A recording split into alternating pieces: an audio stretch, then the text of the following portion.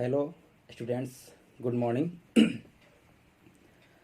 आज आपका विषय है आउटसाइड माइक्रोमीटर के रचनात्मक लक्षण। रचनात्मक लक्षण में आप ये जानेंगे कि माइक्रोमीटर में जो पार्ट्स होते हैं उसकी पहचान क्या है। दूसरी बात, माइक्रोमीटर के जितने भी पार्ट्स हैं वह कार्य कैसे करते हैं।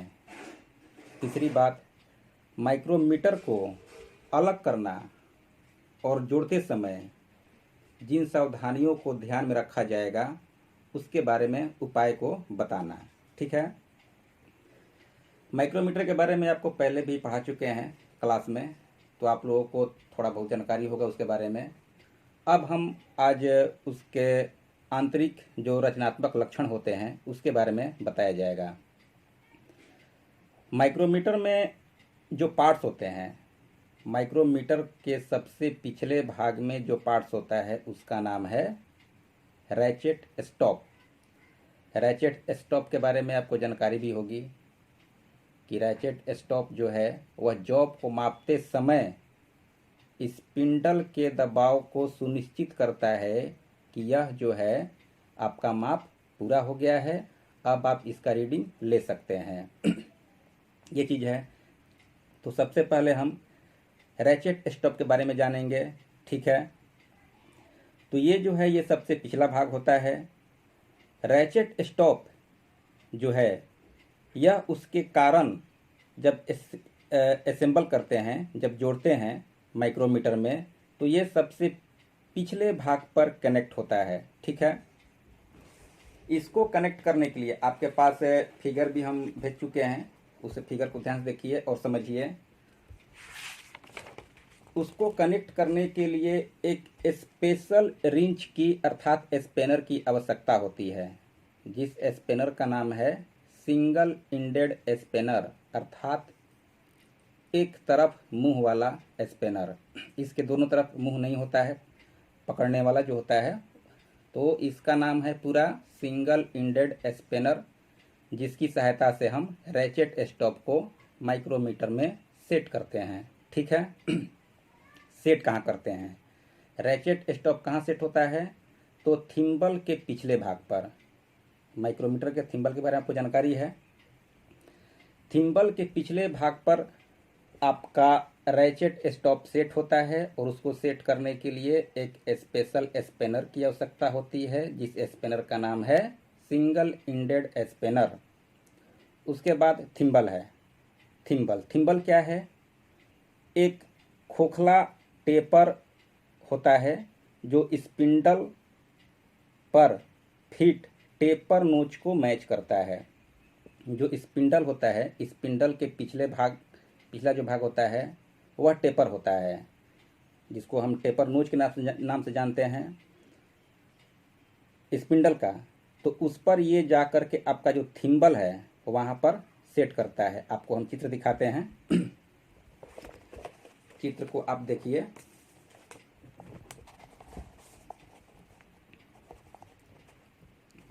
ये रैचेट स्टॉप है। रैचेट स्टॉप को सेट करने के लिए आपका ये स्पिनर प्रयोग होता है और ये रहा थिम्बल। थिम्बल जो है ये स्पिंडल है। यहाँ पर फिगर पर क्लियर हो रहा है, ये स्पिंडल है। स्पिंडल का टेपर नोज यानी कि ये जो पिछला सिरा है वह टेपर में बना होता है। टेपर का अर्थ आपको पता है, राउंडनेस में एक तरफ का डाया कम होता है और दूसरे तरफ का अधिक होता है। तो इधर ज़्यादा है और इधर कम है, तो ये आपका टेपर में बना हुआ है। तो इसको हम टेपर नोच के नाम से जानते हैं। इस पर जो है आपका थिम्बल जो है आकर के एडजस्ट करेगा। ये आपका थिम्बल जो है इस पर आकर के एडजस्ट करेगा। इतना बात समझ में आ गया आपको। आगे देखिए, आगे क्या करना, आप चित्र को ध्यान से देखते रहिए। जो हमने आपके पास चित्र भेजा है, फिगर भेजा है, उस फिगर को ध्यान से देखते रहिए।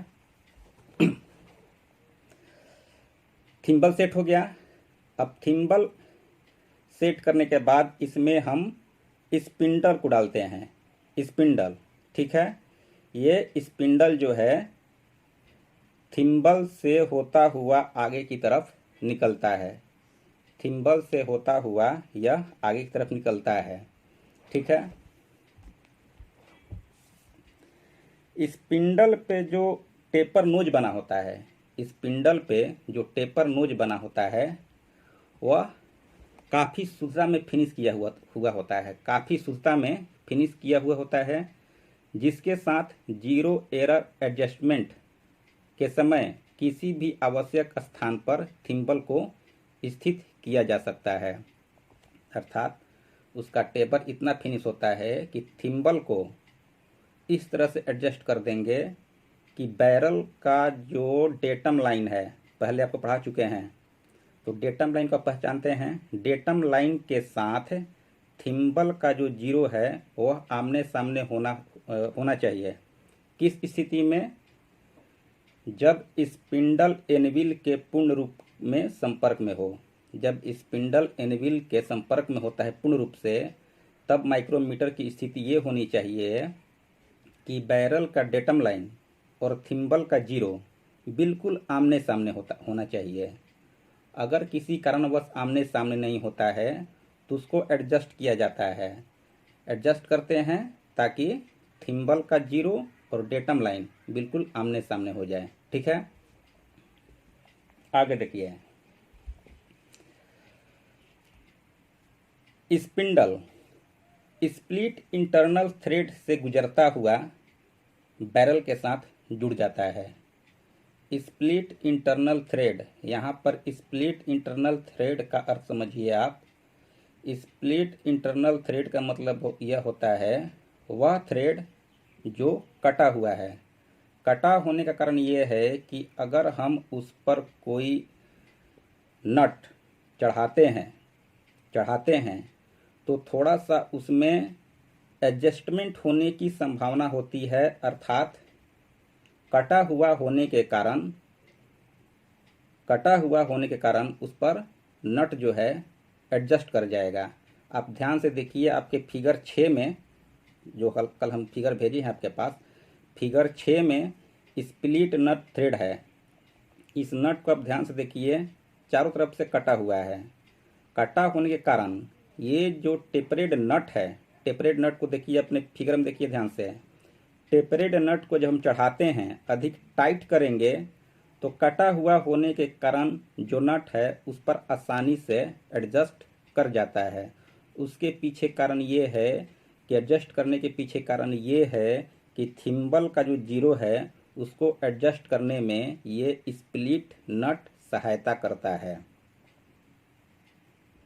थिम्बल के जीरो को डेटम लाइन के सामने लाने के लिए स्प्लिट नट का बहुत ही महत्वपूर्ण योगदान है। इसी वजह से जो है थिम्बल का जीरो डेटम लाइन के सामने एडजस्ट किया जा सकता है। उस स्थिति में जब माइक्रोमीटर में आपका कोई त्रुटि हो, त्रुटि का मतलब भी आप समझ रहे हैं कि जब माइक्रोमीटर को पूर्ण रूप से बंद किया जाए तो बैरल का डेटम लाइन और थिम्बल का जीरो आमने सामने होना चाहिए।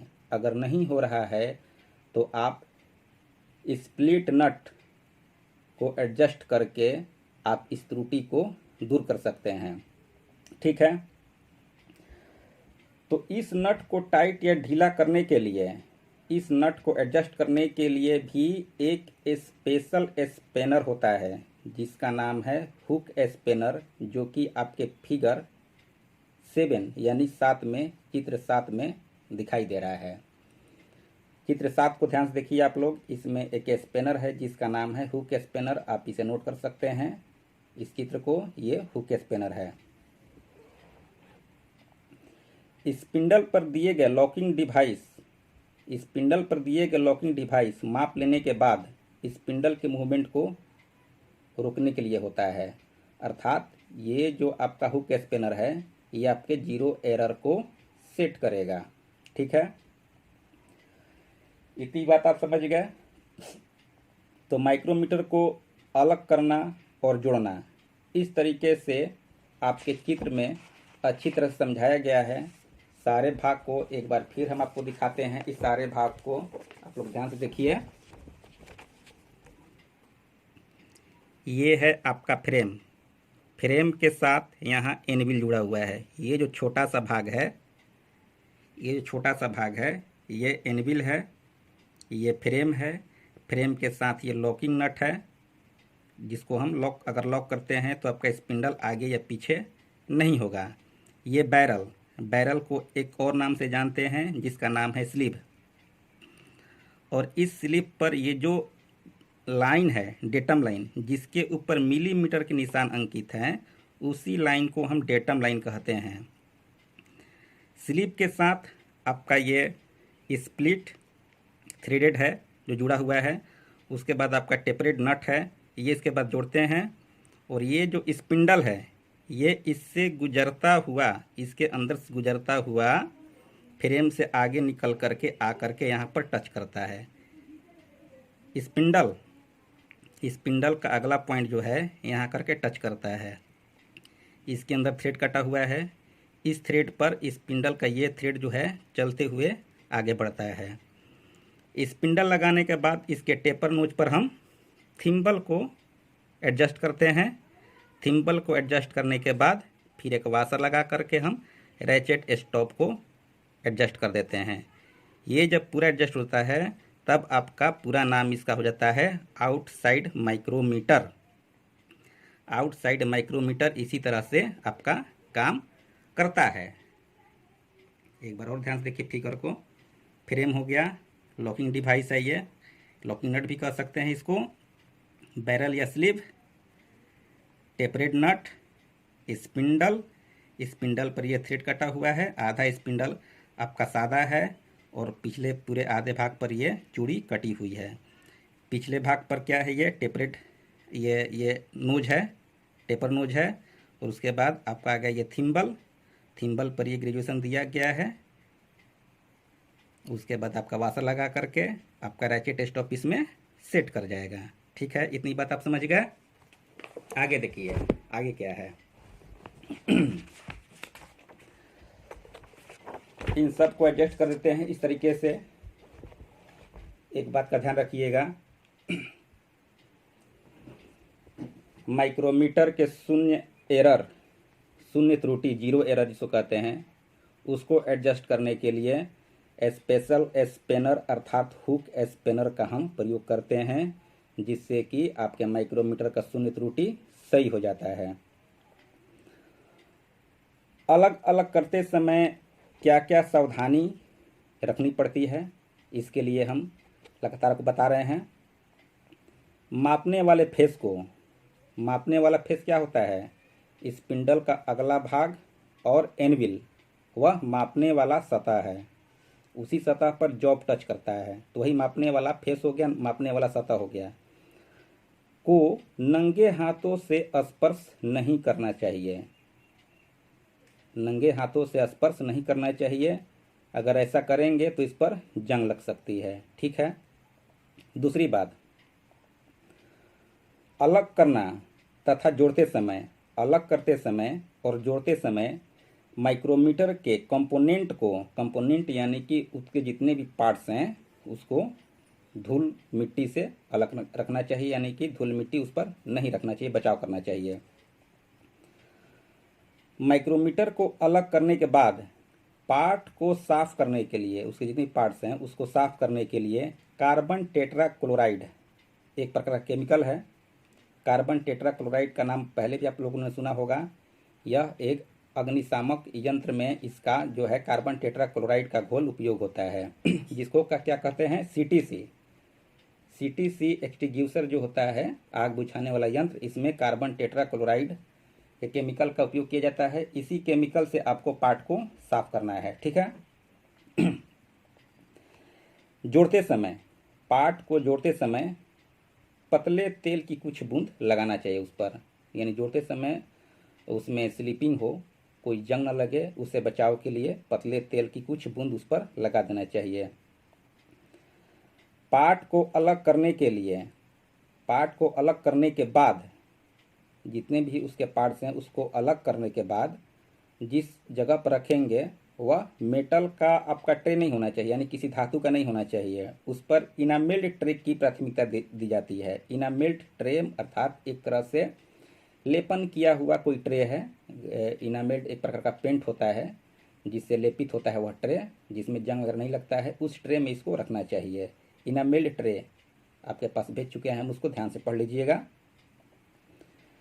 एडजस्टमेंट के बाद यानी जोड़ने के बाद माइक्रोमीटर को वापस रखते समय जब आप उसको स्टोर में या कहीं अच्छी जगह पर रखते हैं तो वहाँ पर आपको पतले तेल की परत लगा करके रखना चाहिए, जिससे माइक्रोमीटर में किसी प्रकार का कोई जंग न लगे।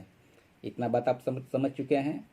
अगर इसके बाद भी अगर आपको कुछ नहीं समझ में आ रहा है तो आप मेरे पर्सनल नंबर जो भी आपके पास हम दे चुके हैं या व्हाट्सएप नंबर है उस पर आप हमसे कांटेक्ट कर सकते हैं और आप पूछ सकते हैं कि सर ये बात थोड़ा सा कन्फ्यूजन हो रहा है, हम क्लियर करेंगे। ठीक है, ये सब बातें हैं, आप इसको ध्यान से पढ़िए और इसके बारे में कुछ क्वेश्चन आपके पास भेजा जाएगा जिसका आप उत्तर दे करके अपने रोल नंबर के साथ आंसर दीजिएगा। ठीक है, अगली पढ़ाई के बारे में आपके पास हम फिर फिकर भेजेंगे जिसको आप ध्यान से पढ़ लीजिएगा। उसके बाद फिर हम पढ़ाई शुरू करेंगे। ठीक है, थैंक यू।